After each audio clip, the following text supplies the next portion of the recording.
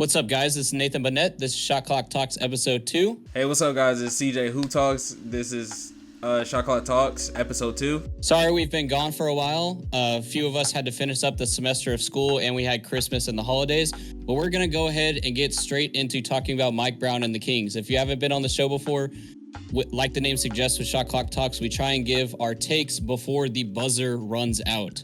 So Mike Brown obviously was fired from the Kings. I have done a video before talking about how coaches are the scapegoat of the NBA, and this is a perfect example. Literally the episode before this one, I talked about how Mike Brown was an amazing coach. I would have him coach the Spurs, as he is somebody that embodies Popovich's coaching. And then as soon as they stopped winning games, Mike Brown was the first to go. And I say that the reason that they're losing games, of course, isn't due to Mike Brown, because he was one of the only unanimous coaches of the year and was the coach that brought the Kings to the playoffs for the first time in 17 years. But I think that the reason that the Kings are losing is DeMar DeRozan. And I know that may be a hot take, but I said it as soon as he was traded, that the Kings have an amazing system and DeMar DeRozan was going to come in and it was going to disrupt it. Because I talked about last episode, everybody on the Kings has a specific position they need to play. The point guard plays the point guard, the shooting guard plays the shooting guard. DeMar DeRozan, as an all-star, was going to come in and sort of try and play all the roles and wear many hats, which is not what the Kings are known for. And now they're even going a step further and trying to trade away and give trade packages with Kevin Huerter, which I think will damage things even more because, again, Kevin Huerter, I feel like really plays that position of a three-point shooter and a guard that can shoot coming off the bench. But that's my take, is that the Kings are doing all of the wrong moves. They're firing the wrong people. They're trading the wrong people. They should have never brought in DeMar DeRozan. And yeah.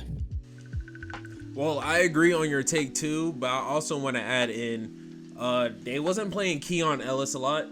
Keon Ellis actually started last game, and they actually won that game. They've been on a 2-game win streak. I mean, does it count as a win streak if it's only 2 games?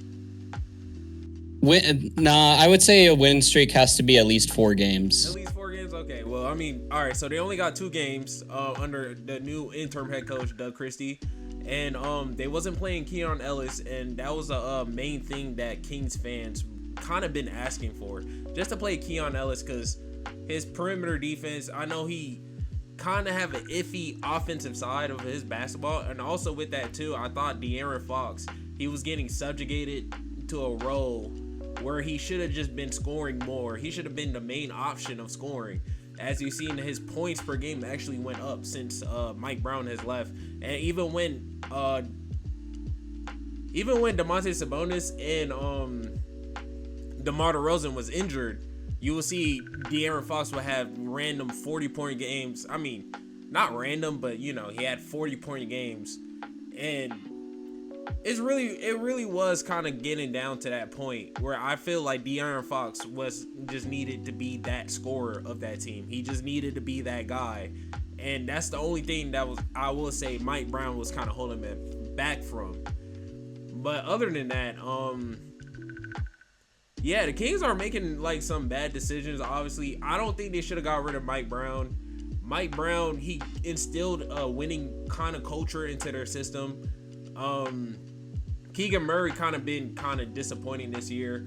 I actually did a video on this where I thought he was going to be like the next 3-and-D player or a 3-and-D star that that they actually needed. And that first year, it did look like that, but obviously teams started to kind of figure him out. And despite it or not, I thought Domantas Sabonis was a top 10 center. I mean, obviously he still is a top 10 center, but other centers are kind of catching up. What you gotta say? I mean, with the whole King stuff again, like it was just kind of what I already said. I wanted to try and keep my take short and sweet, but with the whole, again, it just kind of goes with my whole coaches are scapegoats, which again, like to keep my take short, I have a whole video diving into that. I did like a whole documentary style video like I usually do that goes into like it breaks it down into chapters, again, just kind of like a Netflix documentary where I say like reason number 1 why coaches are scapegoats, reason number 2 coaches are scapegoats, reason number 3 coaches are scapegoats, and then I like concluded it with like this is like what this problem will lead to. This is what the outcome will be. This is how we can maybe fix it. And if it doesn't get fixed, this is what like the long-term effects like will be later down the line. I talked about like I brought up other instances where I of course talked about Frank Vogel, Lay GM, all that good stuff. So hot take from me, I think a lot of NBA fans simply cannot be happy. That it is a point of life that sometimes you can just simply not make people happy whatever you do. Obviously, the NBA has a lot of issues currently that I'm not going to get into, like the whole ref issue, the streaming services issue, but I'm talking more on the smaller side of things where people asked for personalized courts for the finals in the Emirates Cup. And Adam Silver provided that because people really liked them last year. And people said, we want more personalized courts because it brings personality to the teams.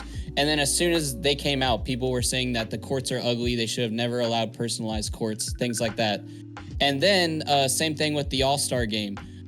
People were asking for East versus West instead of captains. They were asking for all these changes and things like that. And then they make all these changes and people are saying like, oh, why is the All-Star changing back to East versus West? Why are we making these changes? The All-Star game still sucks. So I made the analogy on my other podcast where I said, to me, it feels like Adam Silver is being treated like SpongeBob in that one Mr. Krabs and Mrs. Puff episode where he keeps telling, Mr. Krabs keeps telling him buy stuff, Mrs. Puff. And then he comes back and Mr. Krabs is like, why are you spending my money? And he's like, we're not talking about this or this. We're talking about this. And I feel like that's what Adam Silver's having to go through, where the fans ask for something, Adam Silver provides it, and then the fans are like, what is this? I don't like it. And some people just simply can never be happy. And I know that's a crazy take because the NBA is dealing with refs and other stuff. But some of y'all just simply need to simmer down and learn to accept some stuff. Okay. I definitely agree with Nathan because even KD said it himself. These people, basketball fans, they don't enjoy basketball. Like, it's kind of crazy when you kind of say it like that, but you can even go through Twitter.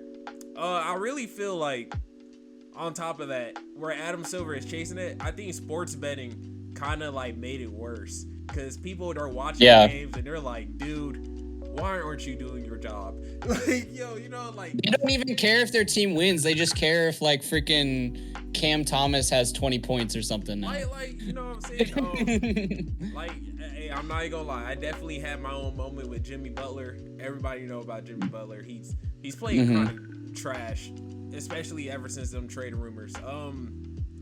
But yeah, I mean to add on to that, that's really it. Like, NBA fans, they don't really like basketball. They just, how I put it, they like the idea of basketball. They like watching some teams of basketball. I mean, obviously with basketball, it comes like with other things, like other bad stuff, like flopping. You know, Joel Embiid, he averaged 30 off that. But guess what? Everybody just say, oh yeah, he just flopped his way to that. Which I think is, there's certain things are just like bad for basketball, but you know, you can't pinpoint what you like about basketball, because at the end of the day, basketball is going to be basketball. If that thing leads you to win, they're going to keep doing it. I remember there was a time, when James Harden used to jump into defenders, or Trae Young used to jump into the defenders and he used to get fouled, like all those foul calls. They actually made a rule. Wade started that, but you know, like, they made a rule where they're just like, all right, you can't jump into defenders anymore to get fouls anymore. And like, there would be certain plays or certain times where it just like, you know, they still doing it and there's inconsistency. So I mean, you know, it's not like they're wrong, they're right. You know, like, you can't really make everybody happy at the end of the day. Like, people are gonna get upset. Yeah. How much time is left? Because I have like one 20-second thing to say. 40 seconds. Okay, I'll be fast. All right. Everybody knows that there are more football fans in America than basketball, and I think that the NBA has adopted some good things from the NFL, like the coaches challenge and stuff, and obviously some other things like 2-minute warning. But there's also some other things that the NBA should have never adopted or never taken from the NFL. And one of those things is sports betting. Like the NFL, you can literally bet on the color of the Kool-Aid that is in the freaking cooler. That's how serious sports betting gets. Yeah, that's how serious betting gets in the NFL. If a team wins in the NFL, you can bet on the color of the Kool-Aid that they tip on the coach.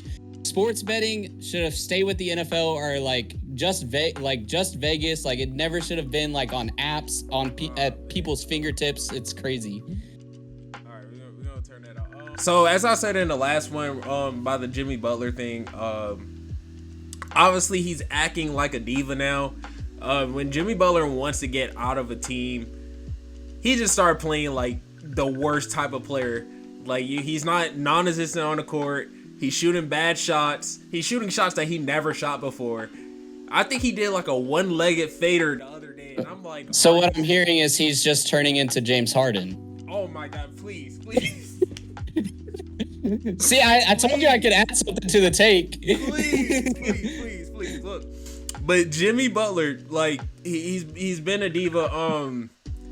I really feel like the Heat during these years they failed Jimmy Butler as a player. Obviously, he got him to the finals 2 times. And as much people don't even give credit for, Bam Adebayo is a key piece in those finals runs, by the way. But Jimmy Butler, he brought him to the finals 2 times. He almost beat LeBron in the finals by himself, kind of, with no Goran Dragic or anything. But during those years, they keep losing pieces. They lost Kyle Lowry. They lost Caleb Martin. He was a Celtics stopper like one year, and then he got injured last year against the Bucks, and that's when the Celtics won the championship. So lost Max Strus. What else? Lost Gabe Vincent. They just keep losing players, and they're adding on players that don't fit his timeline. So of course I understand Jimmy Butler. I want to get out of there too. Imagine you losing every single guy that got you to the end. Even though they didn't win it, they got him to the end, and you're getting rid of them, and you're keeping those guys who kept it all in the bottom. Like I like how Duncan Robinson evolved his game, but we gotta be honest with you. Like Duncan Robinson not gonna give it to you. Tyler Hero, they went on that finals run without him twice. When he got injured, they made the finals. Tyler Hero comes back, they couldn't even do nothing. But he needs to just pull another Timberwolves era where he says, give me all your third strings versus your starters, exactly like he did against the Timberwolves. Make another statement. Nah, for real. I mean, Tyler Hero, he's balling though. He should be an all-star. I'm not even gonna lie. He lost all his aura again, as the freaking Gen Alpha says, lost all his aura against freaking Thompson though. Oh, he got body slammed. I don't know if you saw that. He got fucked up. Yeah. And then he was talking all that shit afterwards, like when you lose a fight and you're trying to like gain your confidence back, like, oh, that's all you got. It's like, bro, he literally picked you up and threw you over his shoulder. Yeah. Like, yeah, definitely. He got cooked. I'm not even gonna lie, he got cooked. Yeah. Then he had like a crazy quote after that too. He was like. He was saying like, "Oh, you lost the fight or lost the game or something," and then that yeah. But if I remember, he said that like again, he got body slammed and he was like, "Oh, you lost the fight," and I don't remember what the score of that game was, but I remember somebody saying like whenever he said like, "Oh, you lost the game," like does it matter to try and like gain his aura or something? They were by like 10 points. So like they weren't even winning the game when he said that either. So it's like he's wrong about winning the fight and the game at that point in time. So I don't know. Oh man. Oh, we only got a minute and 15 seconds left. How about you tell me what you think about the whole Jimmy Butler situation? Well, again, I think you can do a funny edit and say something about me where I was like, it just sounds to me like he's just pulling a James Harden, because I've complained so much about how the Clippers were the 4th team Harden's played on in 4 years. And again, like me and you, the prediction that like the Clippers were going to fail first round. And I got so much hate for that. And then of course I came out with my little, like, I kept the receipts and like, yeah. So I hope that this doesn't damage Jimmy Butler's like personality or his brand where like people see him as like giving up or being selfish and like leaving the team like James Harden does. I don't want him to turn into another James Harden character because I think that Jimmy Butler deserves to win versus James Harden has lost all my respect. So understandable. Definitely understandable. That's 100% understandable. Cause I mean, I ain't gonna lie, Nathan. You watch these games, bro. It's like where's Jimmy Butler, bro? Like you, where's Waldo? But guys, thank you for tuning in for episode 3. I hopefully get episode 2. Episode 2. You said 3. Oh Lord. Oh my God. Thank you for tuning in for episode 2. It's gonna look. I'm gonna be honest with y'all guys. I don't want to call it early, but it's probably gonna be me and Nathan, like how it used to be, man. I'm not gonna lie. So, I mean, the gang. Yeah, the gang. Me and CJ. Point, so, guys, I'm gonna leave his links in the description below. Nathan, you got anything to say? No, just we're gonna try and do this every week. Again, we've didn't upload an episode for a while because CJ was wrapping up finals, and then we had the holidays and everything. I don't know when CJ is gonna upload this or when I'm gonna upload this, but I know that we at least are gonna record every Wednesday. So again, we'll try and do this weekly, and again, kind of working out the format still. But the format essentially will be that we're going to try and give each of these takes in 5 minutes. So it's going to be only 15 to 20 minute episodes max. So it won't be like the other podcast that I upload that's like an hour. It'll be short, condensed episodes with like 3 or 4 or 5 minute takes. So with all that said, hope you guys like, subscribe, share the video around, all that good stuff. Shot Clock Talks episode 2, and I'll see y'all later. And if y'all eating cereal or eating any type of food while you're watching this, just comment the food, man. Comment the food. Yeah. You know what I'm saying? That's what I be doing. I eat food while I'm watching Nathan videos, bro. He makes great content, man. I'm not even gonna lie. Yes, sir. Yes, sir. All right. Y'all be safe, man. I love y'all.